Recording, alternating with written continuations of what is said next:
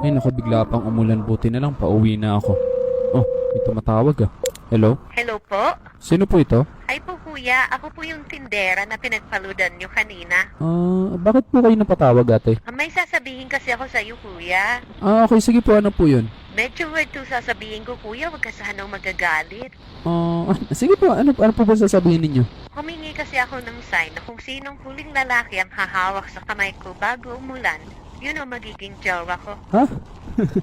Naku ate, hindi ko naman hinahawakan yung kamay nyo. Hinawakan niyo po kuya nung nagbayad kayo kanina, nung nagpaload po kayo. Teka, alam mo, hindi ko sinasadya yun, tsaka madami naman ang bumibili dyan ah. Pero ang sign kasi kung sino ang huling makakahawak ng kamay ko at biglang uulan. Eh ikaw naman ang huling nakahawak ng kamay ko bago umulan eh. Naku ate, seryoso ba to? Baka nasasobrahan ka ng kakanood ng teleserye, tsaka hindi totoo yung mga ganung bagay. Pero parang nag-slow motion kasi kanina nung papalapit ka pa lang eh. Lalo na nung inalis mo na yung helmet mo. Ngayon lang ako nakaramdam ng ganito. Alam mo ate, hindi ko alam kung nagbibiro ka lang, pero sorry, hindi na po ako pwede. Tsaka taken na po ako, kaya malabo po yung iniisip mo. Wala namang problema sa akin kuya kahit taken ka na.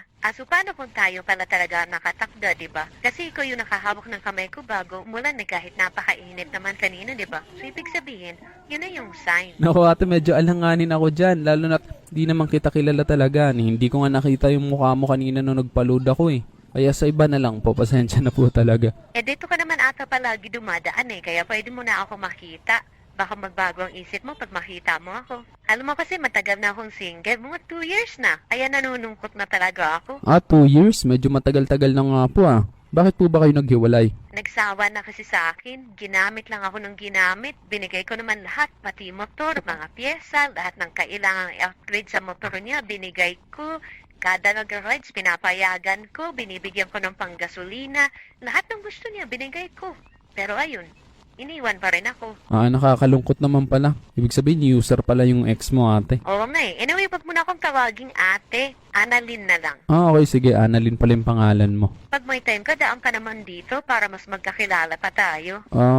Pwede naman. Ayan, at pag kailangan mo ng load, magsabi ka lang, ililibre kita ng load. Tsaka pag nagugutom ka, daan ka lang dito sa tindahan ko anytime.